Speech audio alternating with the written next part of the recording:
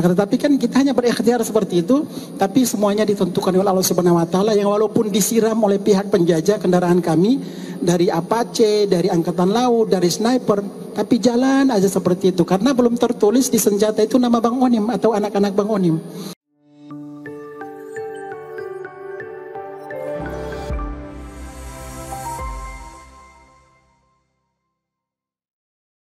Tidak ada yang lebih pahit dari berharapnya hati kepada kita.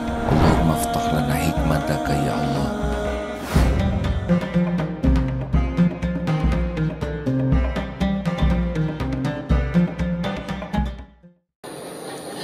Baik, rekan-rekan sekalian, lihat sekarang orang kagum ya bagaimana ada sebuah masyarakat yang ditindas begitu luar biasa bertahun-tahun, tapi tidak komplain kepada Tuhannya, tetap bersyukur. Kata orang-orang, ini iman yang dahsyat.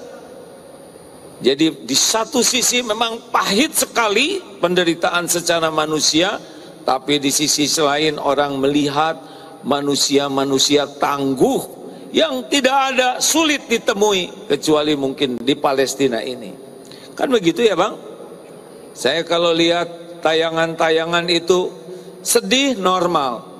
Rasulullah SAW ketika putranya bernama Ibrahim wafat, Rasulullah menangis juga, mengeluarkan air mata.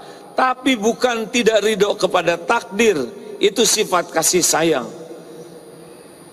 Dan sekarang merebak juga bagaimana orang-orang mulai tertarik untuk membela Palestina, tertarik untuk membaca Al-Quran, tertarik untuk mempelajari Islam, dan kelihatannya sesudah ini akan ada gelombang orang masuk Islam. Ya, kelihatannya. Jadi perjuangan ini membuka mata hati begitu banyak. Membuka termasuk kita, benar? Kita sekarang diberi kesempatan oleh Allah terlibat langsung walaupun tidak secara fisik di sana, memikirkan Masjidil Aqsa, mendoakan, benar? Kita juga lebih semangat untuk membantu dengan tenaga dan lebih ingin, termasuk saya. Jadi pakai ini sekarang Bang. Sebisa mungkin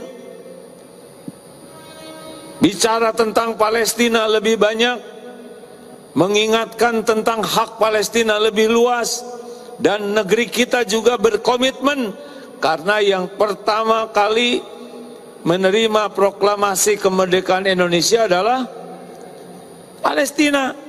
Dulu Israel tidak ada,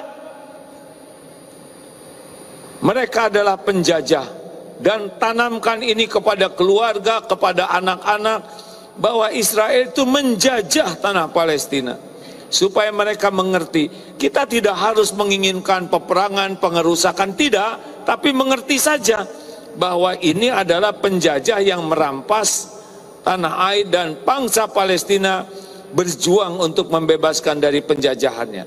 Apa yang bisa kita lakukan? Seperti yang diungkapkan Bang Onim, memperbanyak doa dalam segala keadaan.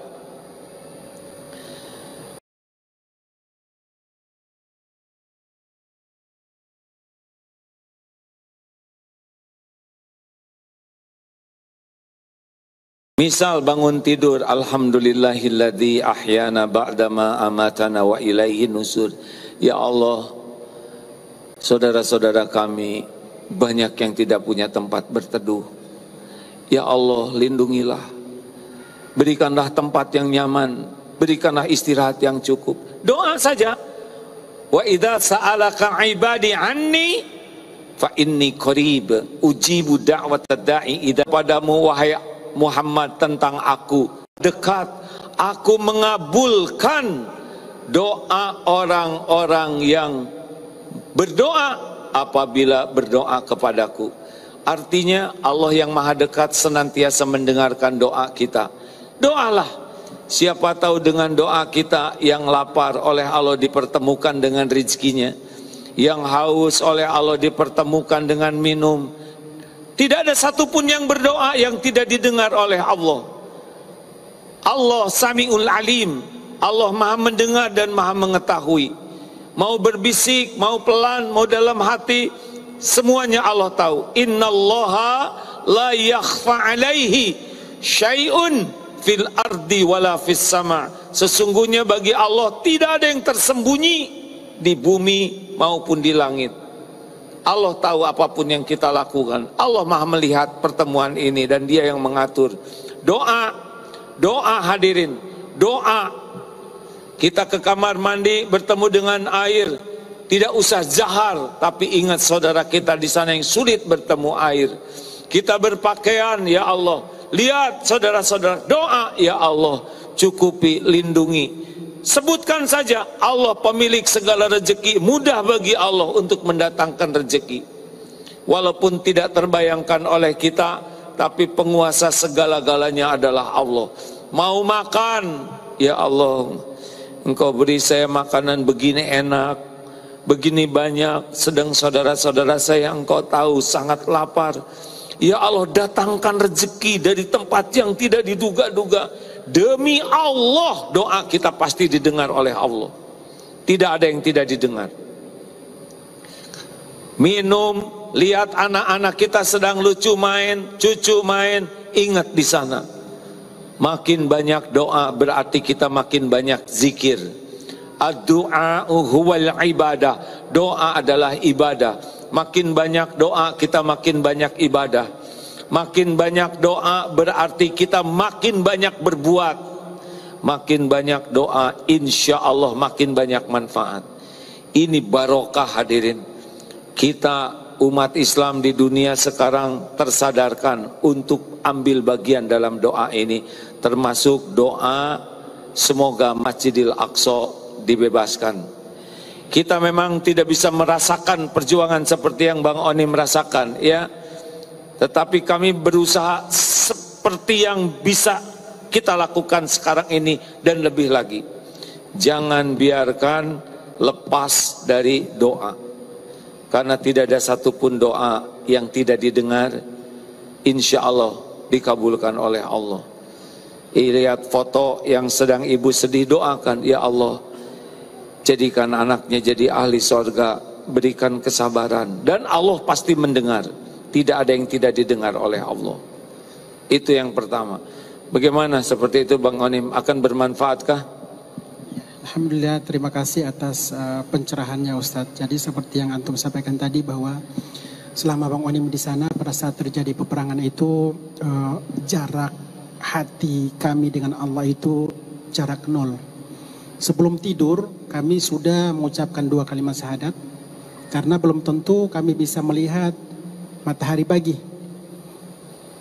Setiap sebelum tidur kami sudah berwudu, anak-anak, istri saya berwudu karena kita belum tentu menemui cerahnya matahari pagi. Itu yang memang Bang Oni merasakan.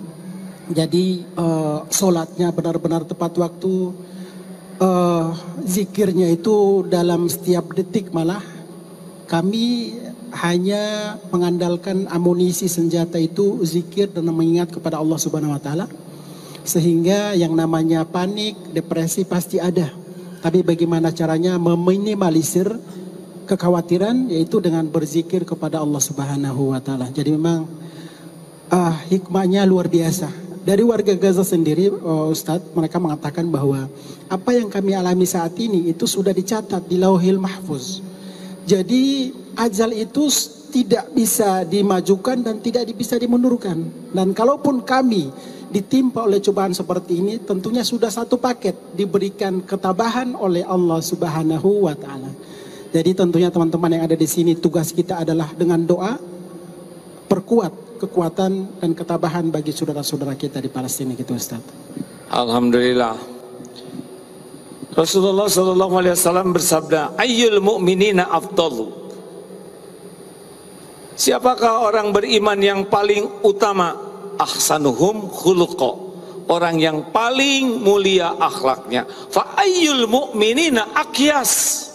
Siapakah orang mukmin yang paling cerdas, yang smart, Aksaruhum lil mauti dzikra, adalah orang yang paling banyak ingat mati.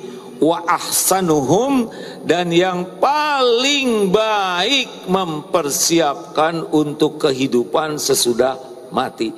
Saya kira di Palestina adalah orang-orang yang paling banyak ingat mati, betul?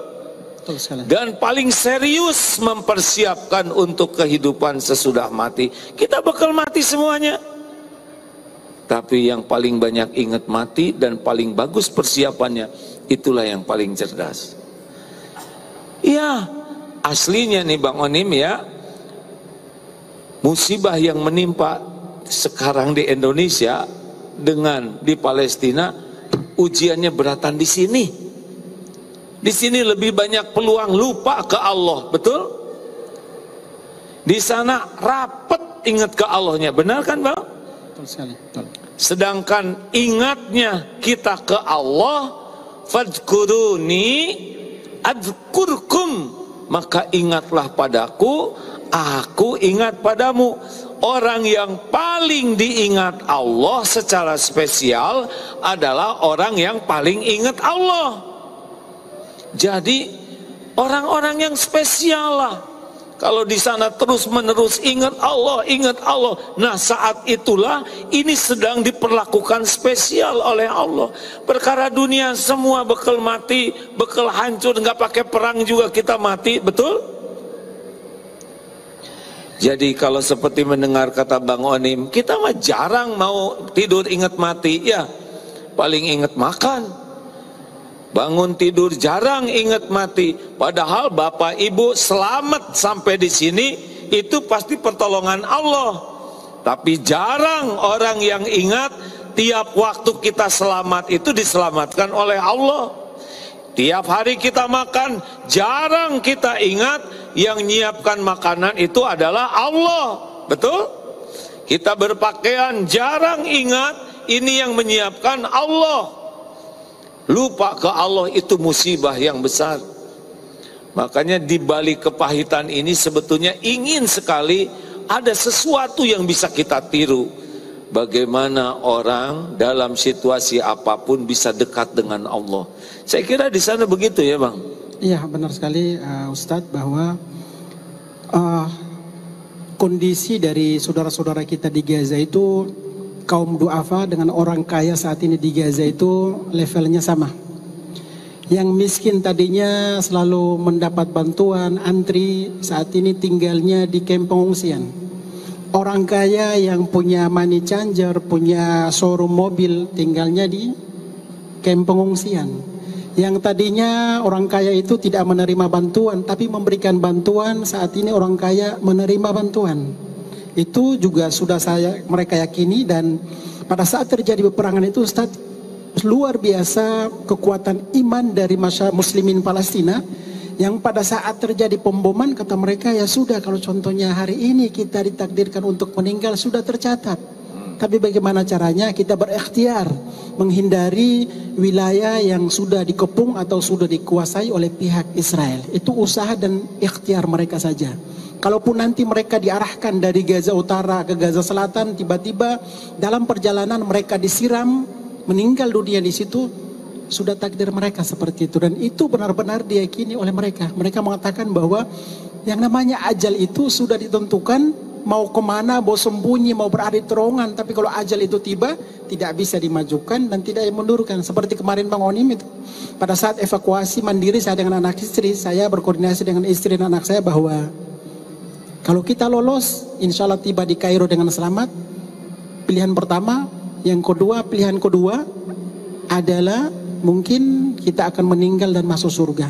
Akan tetapi kan kita hanya berikhtiar seperti itu, tapi semuanya ditentukan oleh Allah Subhanahu wa taala, yang walaupun disiram oleh pihak penjajah kendaraan kami dari Apache, dari angkatan laut, dari sniper, tapi jalan aja seperti itu karena belum tertulis di senjata itu nama Bang Onim atau anak-anak Bang Onim. Jadi prinsip kami itu sebesar apapun atau sekecil apapun peluru yang dimiliki oleh penjajah, akan tetapi belum tertulis nama Bang Onim, belum ada alamat, bismillah saja. Bagaimana caranya kita menguatkan berinteraksi dengan Allah Subhanahu wa taala, selalu mengingat dengan Allah Subhanahu wa taala, Jadi prinsipnya adalah kalaupun nanti kita meninggal, kita sudah siap bertemu dengan Allah Subhanahu wa taala.